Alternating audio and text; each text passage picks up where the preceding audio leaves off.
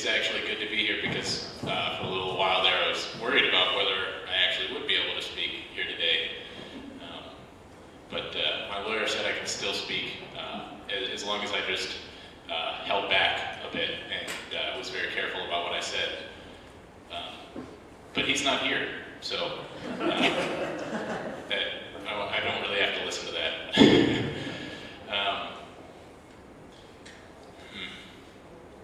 This is quite a crowd that we've got here today.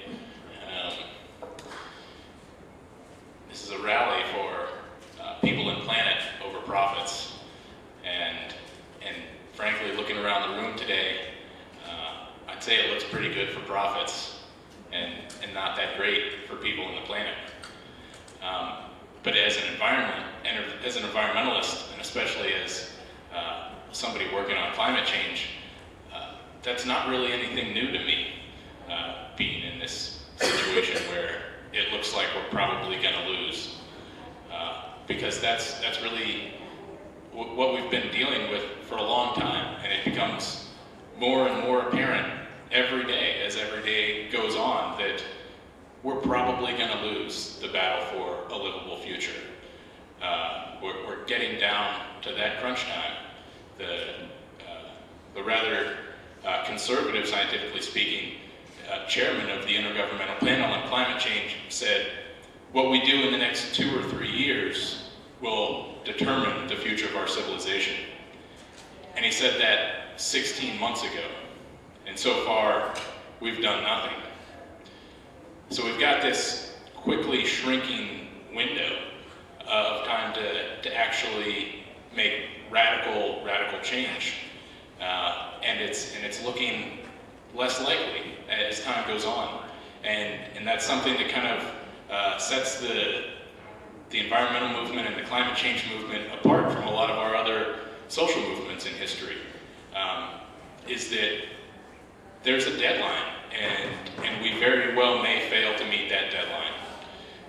Martin Luther King had full confidence that in the end, his movement would win, that eventually they would achieve freedom and justice. He said that the arc of the moral universe is long, but it bends towards justice.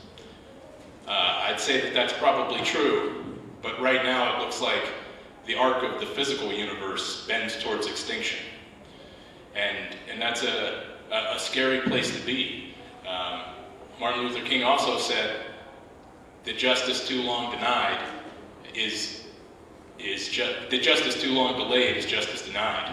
And that seems to be more like the case that we're in right now. Justice for my generation, for all future generations, for anybody who still hopes to be around in 20 or 30 years and have a livable planet, justice has been delayed for us for a long time. And now we're getting close to that line where justice could actually be denied. And so it calls to question, what are we really willing to do to stand up for our future and to stand up for a healthy planet, to stand up for ourselves and for all future generations. But things are not all that bleak. There's still that glimmer of hope. There's still that chance that we can turn things around. But as I've said, it's a pretty huge task. It takes a massive effort nationally and internationally. Internationally, our hopes rest on the Copenhagen Climate Summit at the end of this year, in December. And if we don't get everyone to sign on board, if we don't get China and India and places like that to sign on board, then nothing we do matters. And for that to happen, for us to get other countries on board, we need to show that we're on board first. We need to start to set the example, which means that by December of this year, we need to have strong climate legislation that's been passed. And so that's kind of what we're looking at right now. This right now is our year to pass climate change. And really, not only our best chance, because we've got a new administration who appears to be open to the will of the people and appears to be a benevolent leader, as I said, what we do in the next 2 or 3 years determines our future, and that was 16 months ago. So we're running short on time, but luckily we've got some things out there. We have what's probably the boldest climate bill that's ever been proposed in the McDermott climate bill, and that's largely been ignored, even by the environmental movement for the past couple of weeks since it was introduced, because they fear that it's too strong, that it bases it on the science of what's necessary for a livable future, and says that's what we're going to do. We're not going to do anything less. We're not going to get halfway to survival, but it says we want to get all the way to survival. And a lot of environmentalists are thinking, well, if we go after that, we might lose. And I would say, if we aim any lower, we will definitely lose. And in that spirit of aiming lower, we also have the Markey Waxman climate bill that was introduced this week. And that's a step in the right direction. It's not as far as we need to go, but it's a step.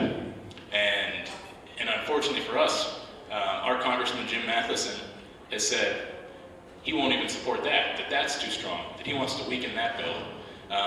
And he really has the power to do it. Here in Utah, especially in the 2nd District, we have a pretty amazing opportunity with Jim Matheson being our congressman. He is on the Energy and Commerce Committee, which has a lot of say in climate legislation. He's on the Energy and Environment Subcommittee, and he's the chairman of the Blue Dogs Energy Task Force, which is the conservative Democrats, the wannabe Republicans, who like to water down climate legislation and make sure that anything we do to make it look like we're defending young people in this country doesn't really threaten the coal industry at all. And so he's a pretty influential person. And if we can get him behind strong climate legislation, then we can probably have a chance. Then we can really move forward and hope that we might have a livable future. If we can't get him on board, things look pretty bleak. And he's really not that close. He's about here, Orrin Hatch is about here, and we need him to be about here. So it's going to take a lot of pressure. But again, the lucky thing for us is that Jim Matheson just came into town yesterday, and he's going to be here in town for the next 2 weeks. So we have this 2-week opportunity where we can put a massive amount of pressure on Jim Matheson and hopefully work for a livable future. But it's 2 weeks to affect him deeply as a human being to protect our future. It's 2 weeks to make a radical shift. It's 2 weeks to convince him that he doesn't need the $85,000 a year that he receives from oil and gas companies to get elected in Utah. And that means we're going to have to give him another option. We're going to have to convince him that there is another way to get elected in Utah other than selling out to the oil and gas industry and the coal industry. And that is to protect the future of young people, which means we need a massive effort. We need a massive effort of people that are involved, people that are paying attention, and people that are letting Jim Matheson know that in every way possible, calling him every single day, going down to his office in South Salt Lake, going to his house at 745 Terrace Hills Drive. Whatever it takes.